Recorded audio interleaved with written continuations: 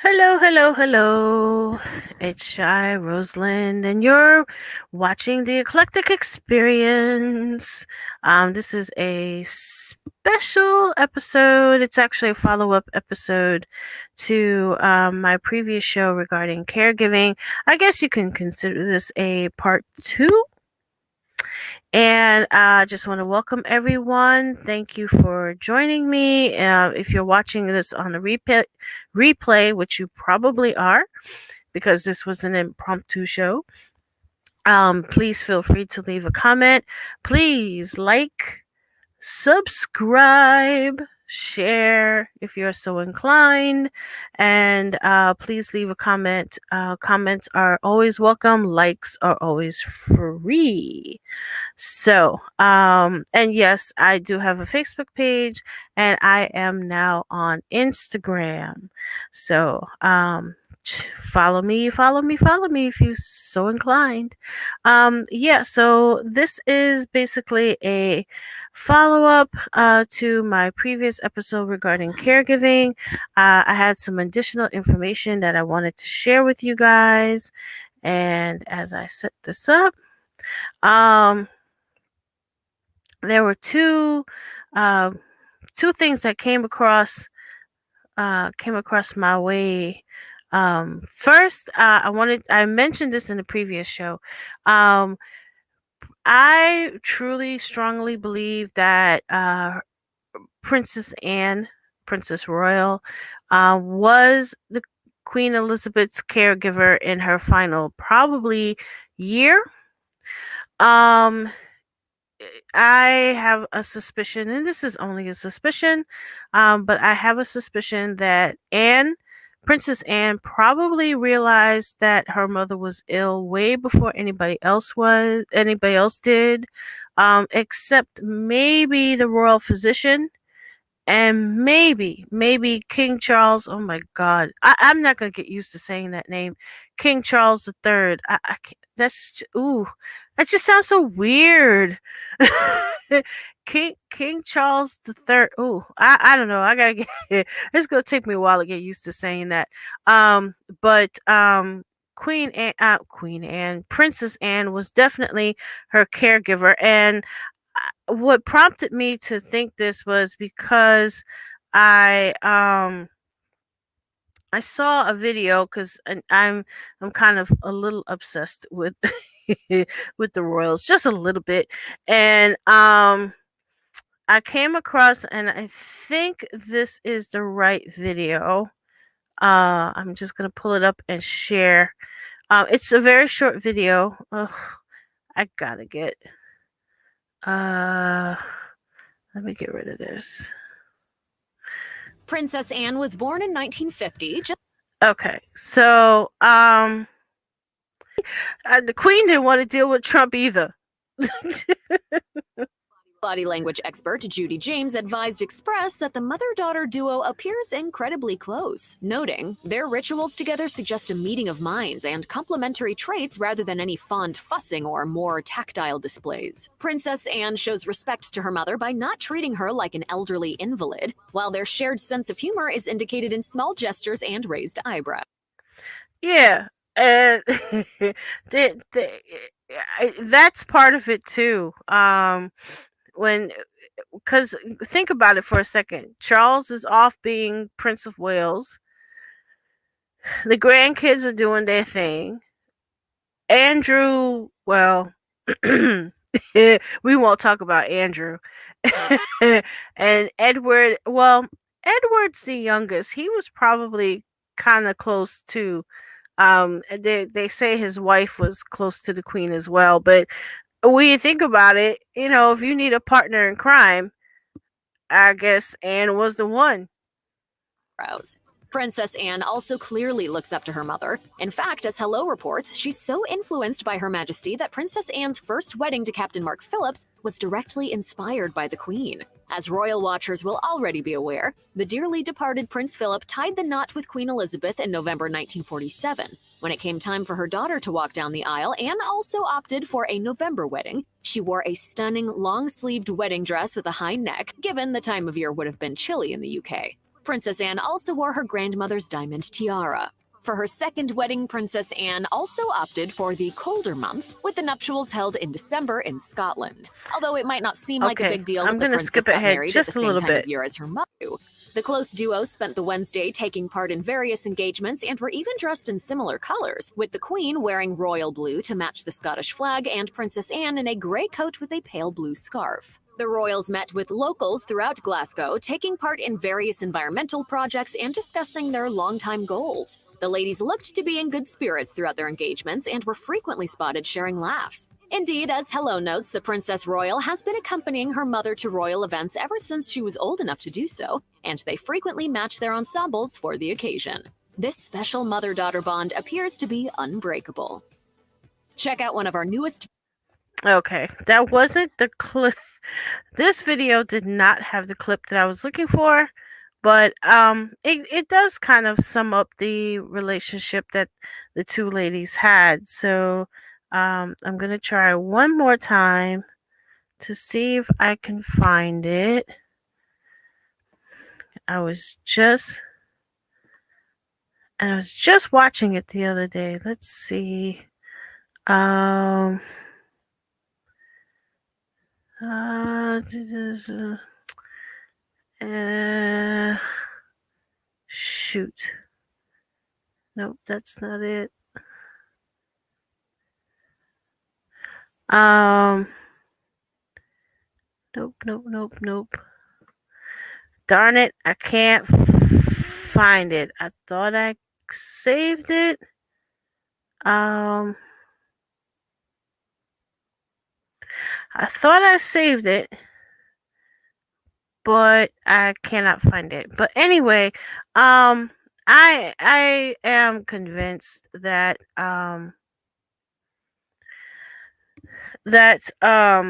Princess Anne was the Queen's caregiver.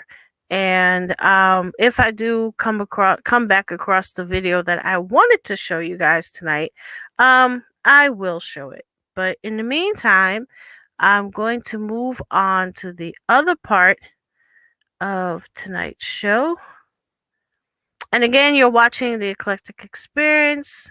My name is Shy Rosalind. Please like, subscribe, comments. Comments are always welcome. Likes are always free. I am on Instagram and I am on Facebook. So feel free to leave a comment there or a question if you have it. And I am going to share. Oops. This article, if I can find it. Come on. There we go.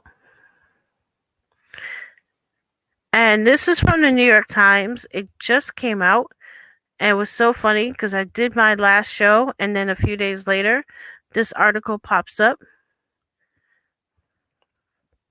And it is called The Quiet Cost of Family Caregiving.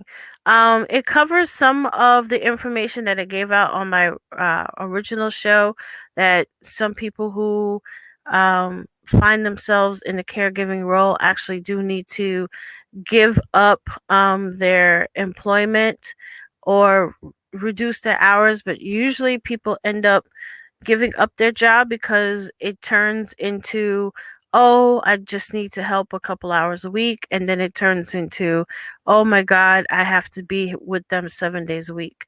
So the article talks about this one particular person. um she was trying to hold on to her job. She was administering a busy dental practice in Florida. She didn't want to. Her name was Dana, and she didn't want to lose her job. She tried changing her schedule, um, working evenings to make. I guess she was doing the billing, so she was working evenings, and then she started spending a few nights a week at her parents' home instead of her own. And then, unfortunately, her mother's liver disease progressed, and her father was diagnosed with dementia. The family learned, and here's what part of what I was talking about last time. The family learned that hiring home aides for two ailing 82-year-olds exceeded a middle class retirement income and savings. Um, they really needed me, uh, Miss Guthrie said. In 2016, she left her job and moved in full time. I left my job in 2017, so she's right. We're right about the same time. And here's the thing: like I said, the family learned that the cost of hiring home aides for two ailing 82-year-olds exceeded middle class retirement income and savings. So, um, that's what happened. It's too expensive to hire help. And even if you hire help, you can't hire them for as many hours as you would like because either the insurance company doesn't want to pay, because the insurance company pays the home health aid agency. The agency then pays the aides. So if the insurance isn't paying much to begin with to the agency is not going to pay the aides. So the minimum wage in New York City is 15 an hour. At home health aides probably get right about 15 an hour, and that's it. And that is, well, it's New York City, so 15 an hour is very difficult to live on. Um, Private pay, if you hire somebody like a friend of a friend, knows someone, knows an aide that usually what happens, it goes like this. You're an aide, you're working for somebody either through an agency or you're doing it privately. Person passes away or they get moved into a nursing home because it's just too much. You're free as the health aide. You're free. So another family might be looking for someone and is willing to pay upfront or pay out of pocket. They'll ask around. The family that you work for will probably say, "Hey, I know somebody that needs you. Do you think you can, work for my friend, or my coworker needs someone to help with their family?" And that's usually how it goes. It's word of mouth, especially if you're good. If you're good and you didn't steal, you'd be surprised. You didn't steal from the person or you treated them properly and the family was happy with you, they'll definitely recommend you. And then you go to the next person. Um the pay is a little bit better because the person's paying out of pocket. So you're getting, the money's going directly to you and not to the agency. And that's usually how it works. Um I know when I did private pay originally for my mom, I was paying someone $20 an hour. And that's pretty much at this point, if you're paid completely out of pocket, that's pretty much the minimum is $20 an hour. So, yeah, no. And it gets expensive if you have someone 7 days a week. I just had someone, I think it was 3 days a week, I think. And whew, financially it hurt, but it was necessary for a while. Let's see. An estimated 22 to 26 million American adults currently provide care for family members or friends. Most of them are older people who need help with daily activities, which is exactly what I talked about. The AARP report said pretty much the same thing. And as a matter of fact, I think that's where a lot of this information for this article came from. Um,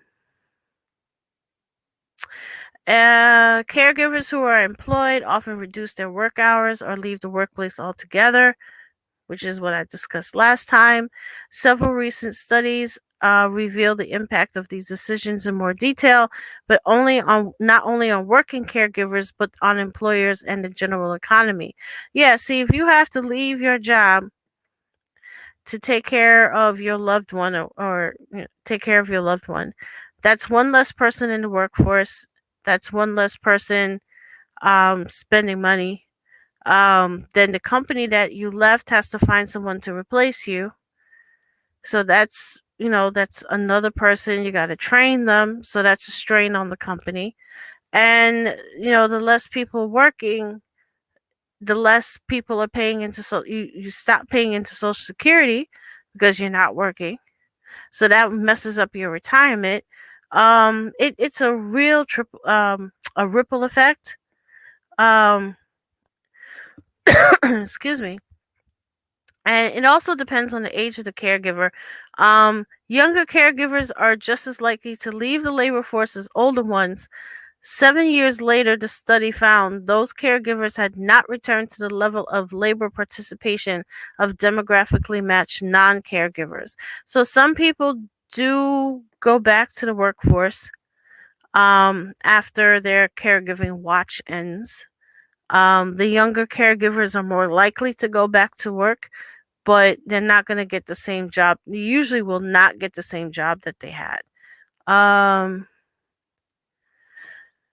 And then they also found gender differences among those exiting the workforce to do caregiving.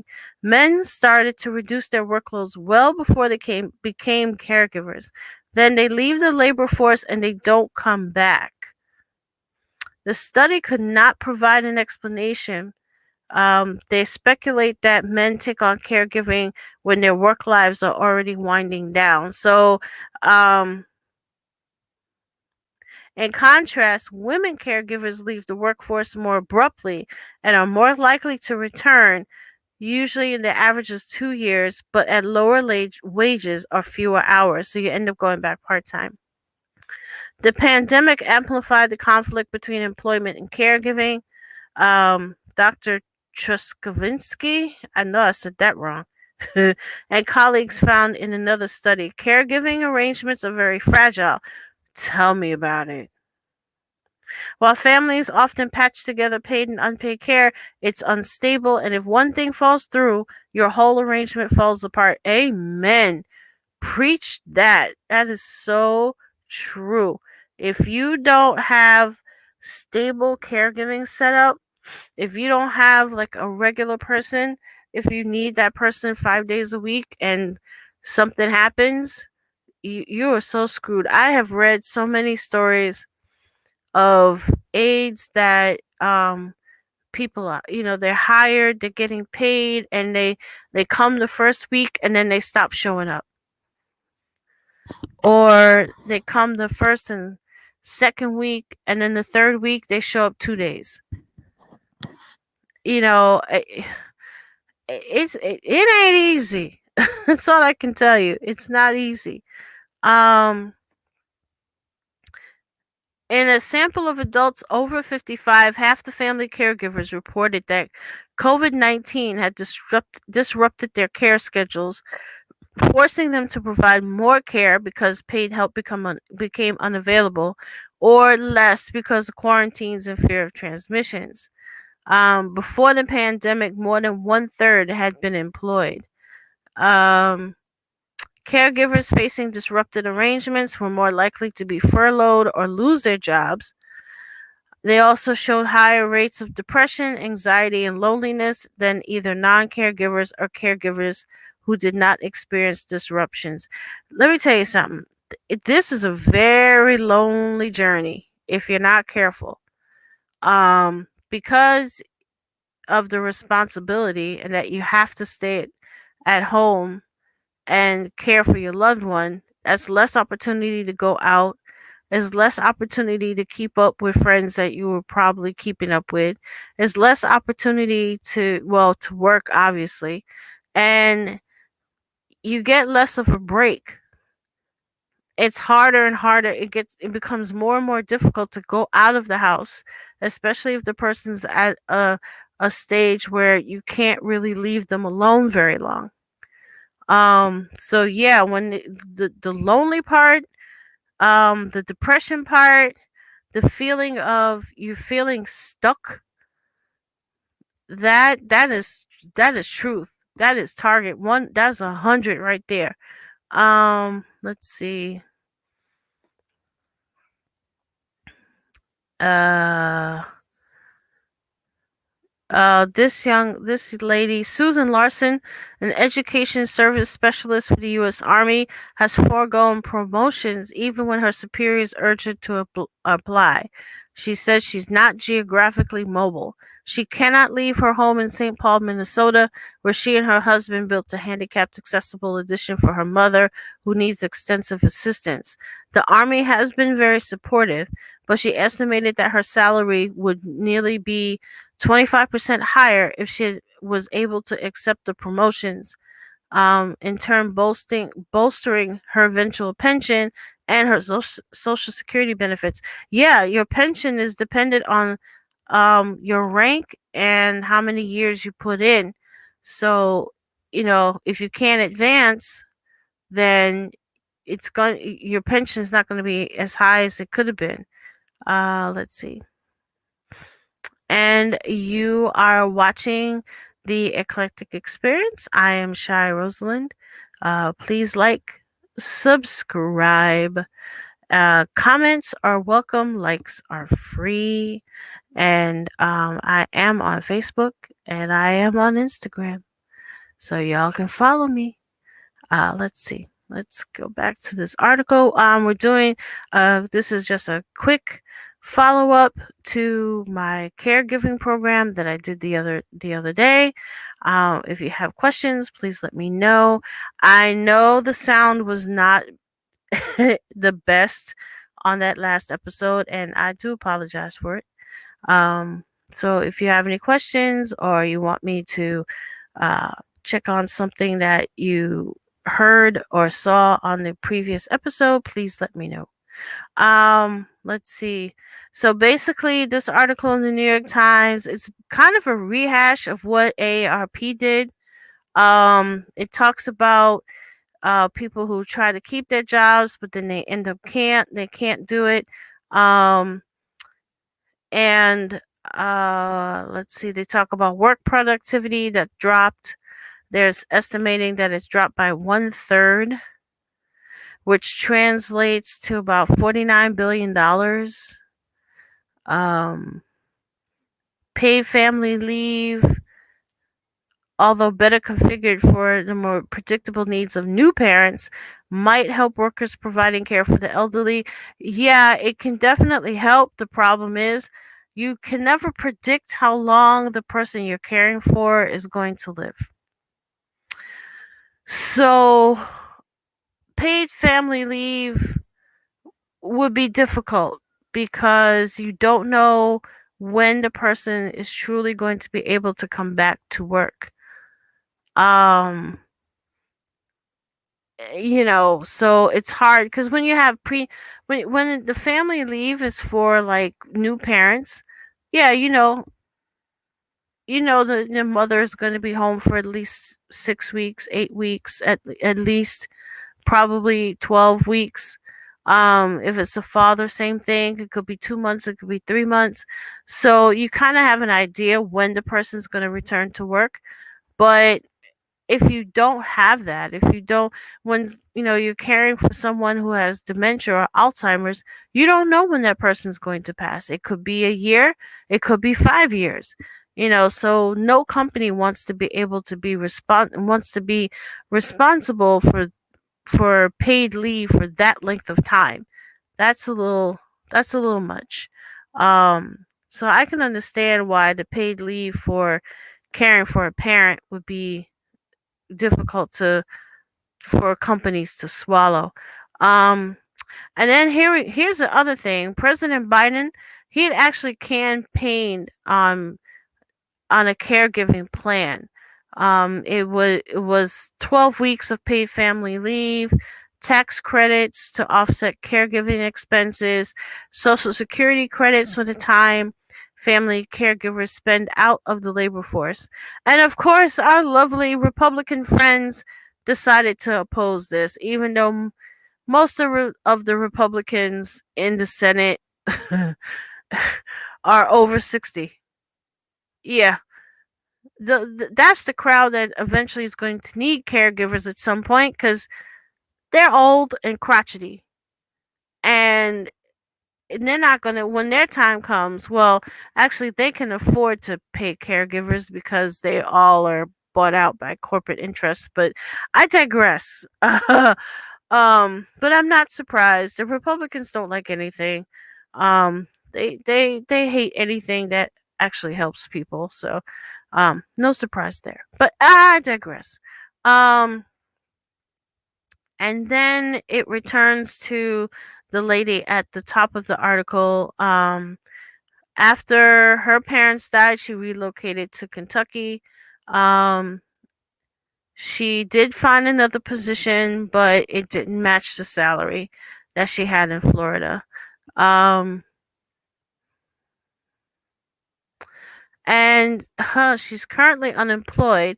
She's been interviewing for jobs and wondering whether she'll ever be able to retire, although she does not regret the sacrifice she made to care for her parents. We were a close knit family and I would do it again, but I took a beating emotionally and financially and I haven't been able to recover. Yeah, um, that is true. It's rough emotionally and financially. I kind of talked about it in the previous show. I mentioned the salary drop that I took and got hit with when I had to stop working. Trying to maintain the household, pay all the bills, and then repairs that crop up and I have to figure out how to pay for that. It's stressful.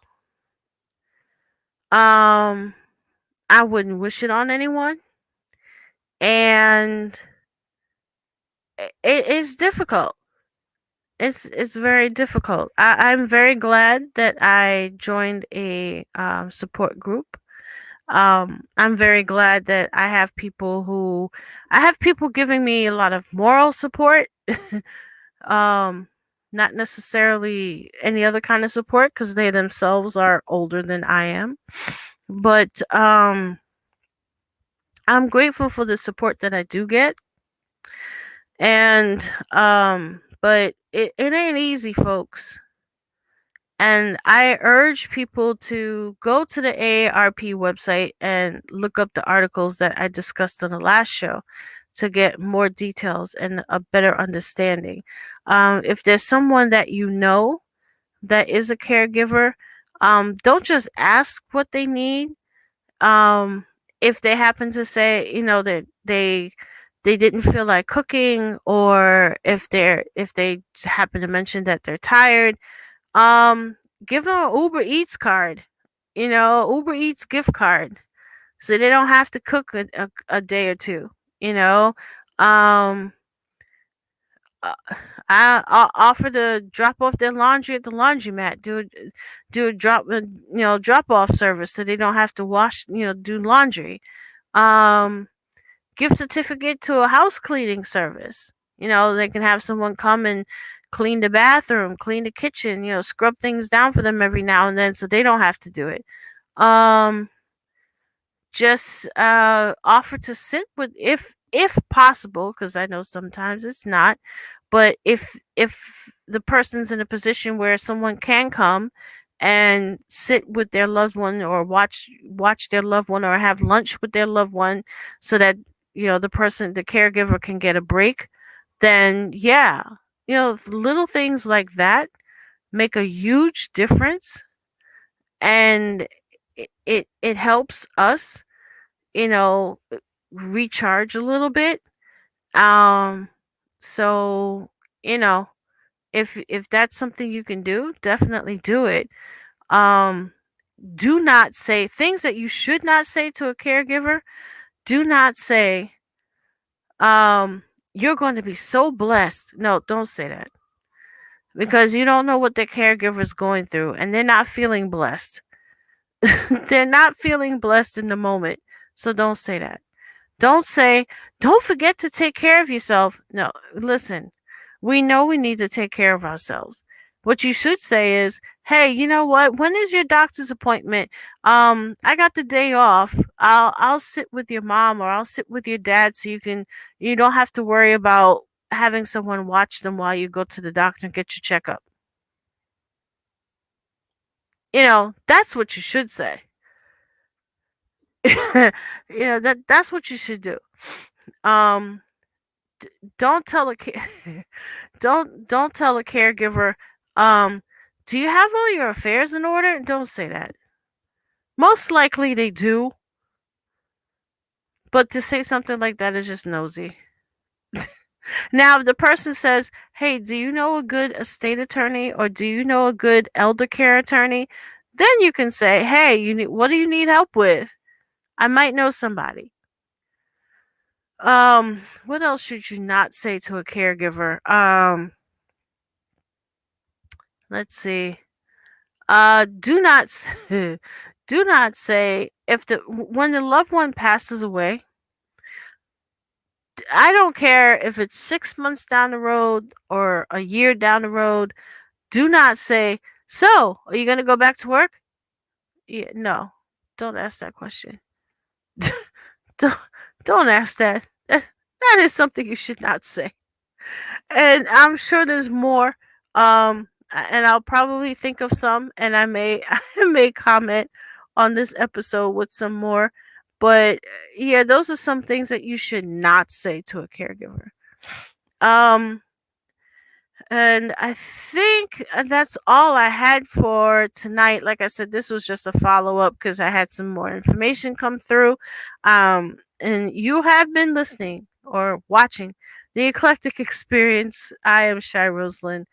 Thank you for joining me on the replay.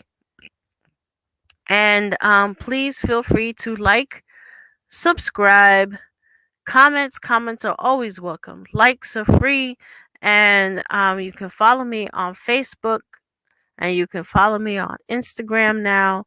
If you have any questions, you can put a message there. Tomorrow is Friday. Tomorrow is Friday. Um, I'm probably gonna do funny news. I'm gonna find something funny to talk about.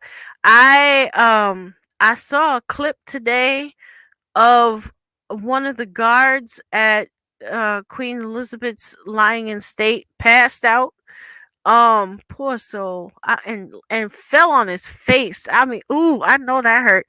Um, so I hate to have to show that, but I might show that. Not because it's funny, but it's actually kind of scary. But I probably will share that and talk about that a little bit. Um, and then I might find some funny news, or we might do another reaction to Support Court with that really fun judge. So maybe we'll do that.